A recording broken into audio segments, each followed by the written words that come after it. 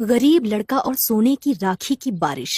हीरापुर नाम का एक बहुत पुराना गांव था। उस गांव के चारों तरफ बहुत सारे जंगल और पहाड़ थे। गांव के सारे चरवाहे जंगल और पहाड़ों पर अपनी अपनी बकरियां और जानवर लेकर जाते थे। उसी गांव में घनश्याम नाम का एक लड़का भी रहता था। घनश्याम बहुत ही गरीब था। घनश्याम के पिताजी एक गरीब किसान थे। उनके पास केवल 3 बीघा जमीन थी। उसी से वो परिवार का खर्चा चलाते थे। घनश्याम की एक बहन भी थी जिसका नाम शीला था। घनश्याम ने अपने घर में 2 बकरियों को पाल रखा था। वो दोनों बकरियों को लेकर रोज पहाड़ पर जाता था। दोनों बकरियां दिन भर पहाड़ों पर घास और हरी हरी पत्तियां खाती थीं और घनश्याम पेड़ की छांव में बैठकर सोता रहता था। एक दिन घनश्याम पहाड़ के ऊपर बकरियां चरा रहा था। तभी अचानक जोर की बारिश होने लगती है। पहाड़ के ऊपर एक बहुत पुराना माता का मंदिर था जो खंडर हो चुका था। घनश्याम अपनी दोनों बकरियों को लेकर मंदिर में छुप जाता है और बारिश के रुकने का इंतजार करने लगता है। पर शाम हो जाती है लेकिन बारिश बंद नहीं होती। घनश्याम कहता है, हे भगवान, बारिश तो रुकने का नाम ही नहीं ले रही है। अब मैं क्या करूं? अगर पानी में भीग गया तो बीमार पड़ जाऊंगा और मेरे पास तो दूसरे कपड़े भी नहीं हैं। घनश्याम बहुत गरीब लड़का था। उसके पास केवल एक जोड़ी कपड़े थे। उसी से वो अपना काम चलाता था और इस तरह बारिश बंद होने का इंतजार करते करते रात हो जाती है। खंडर हो चुके मंदिर के अंदर बहुत सारी लताएं लगी हुई थीं। घनश्याम पेड़ की लताएं तोड़कर अपनी दोनों बकरियों को मंदिर के अंदर बांध देता है और वहीं नीचे जमीन पर लेट जाता है।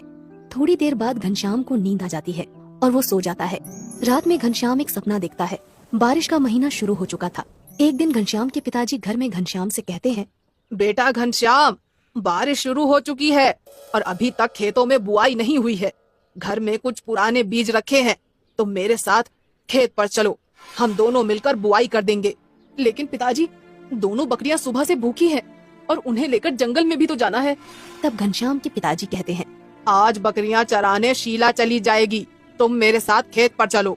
घनश्याम अपने पिताजी की बात मान लेता है और इसके बाद दोनों बाप बेटे बीज लेकर खेत की तरफ चल पड़ते हैं।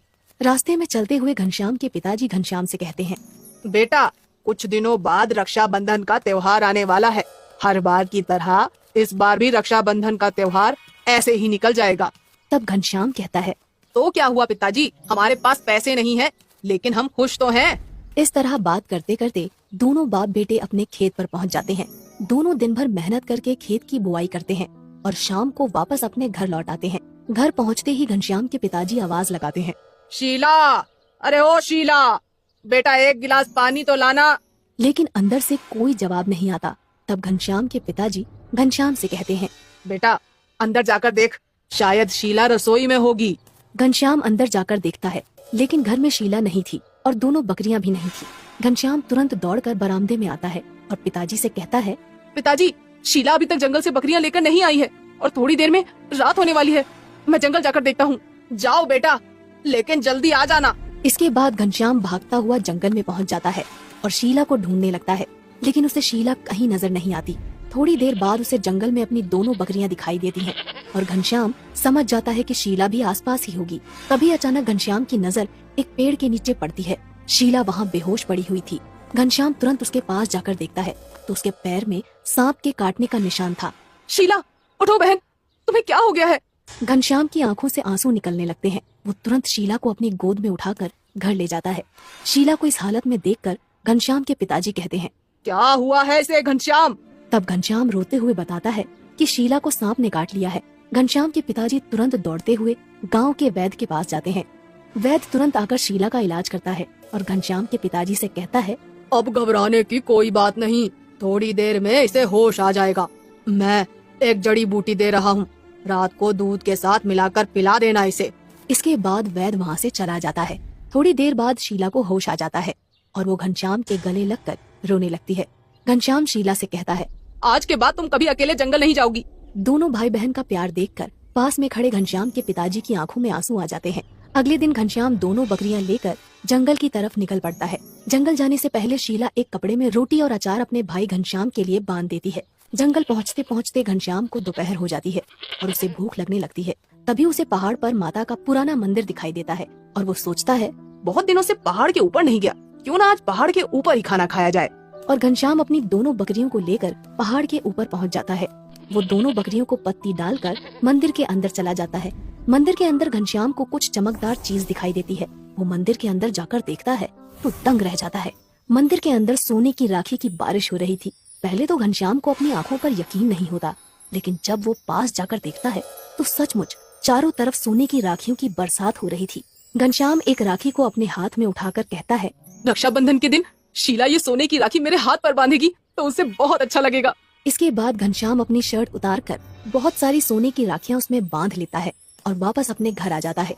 घनश्याम को देखते ही शीला कहती है, अरे भैया, आज इतनी जल्दी वापस आ गए और बकरियां कहाँ पर है? तब घनश्याम थोड़ा हकलाते हुए कहता है, अरे वो शीला, मैं घनश्याम सोच में पड़ जाता है कि शीला को सब कुछ बताऊं या नहीं, लेकिन शीला के लगातार पूछने पर घनश्याम उसे सारी सच्चाई बता देता है।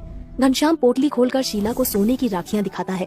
इतनी सारी सोने की राखियां देखकर पहले तो शीला को यकीन नहीं होता, फिर वो घनश्याम से कहती है, भैया, मेरे पास एक आइडिया है। रक्षाबंधन के दिन हम लोग बाजार में सोने की राखियों वाली दुकान लगा लेंगे, इसमें हमें बहुत पैसा मिलेगा। तब घनश्याम कहता है, तुम बिल्कुल सही कह रही हो बहना, हम ऐसा ही करेंगे। थोड़े दिनों बाद रक्षाबंधन आ जाता है और घनश्याम बाजार में अपनी दुकान लगा लेता है। सोने की राखियां बाजार में बहुत महंगी बिकती हैं और घनश्याम ढेर सारा पैसा कमा लेता है। ये त्योहार घनश्याम और उसके परिवार का सबसे अच्छा त्योहार था। इसके बाद घनश्याम हर साल रक्षाबंधन के दिन सोने की राखियां बेचकर खूब पैसा कमाता है और जब राखियां खत्म हो जाती हैं तो दोबारा से पहाड़ के ऊपर जाकर उसी पुराने मंदिर से राखियां ले आता है।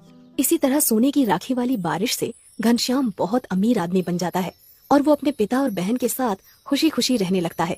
तभी अचानक घनश्याम की नींद खुलती है। सुबह हो चुकी थी और बारिश भी बंद हो चुकी थी। घनश्याम अंगड़ाई लेते हुए कहता है, क्या था? सोने की राखी की बारिश? काश ऐसा हो जाए। इसके बाद घनश्याम अपनी दोनों बकरियां लेकर वापस अपने घर चला जाता है।